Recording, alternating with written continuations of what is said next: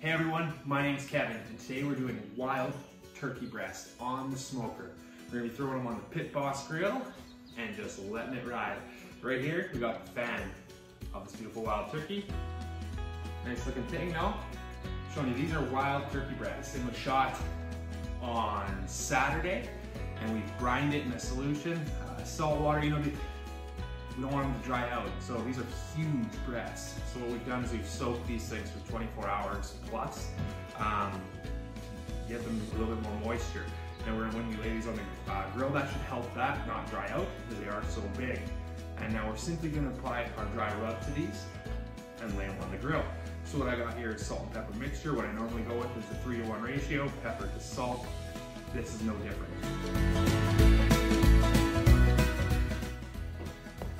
And now, we're gonna do that to both sides, but now we're gonna take this Pit Boss rub here, this GSP.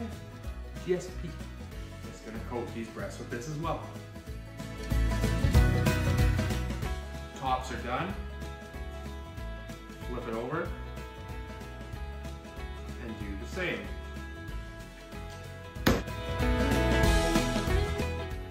A little bit more salt and pepper. These are now ready for the smoker. It's super simple. I'm gonna smoke these at 225, and I'm just gonna keep a keen eye on temperatures.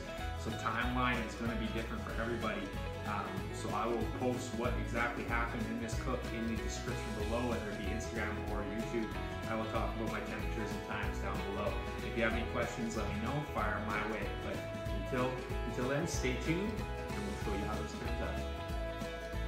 All right, we smoked our turkey, we put it on there, we left it on there. It took roughly, I don't know, like 5 hours at 225, got it to an internal temp, the safe zone, and my family is now currently enjoying it. Take a quick shot of the leftovers here, but we ended up wrapping it about 3/4 of the way through, just retained some moisture. So, can't wait to show you.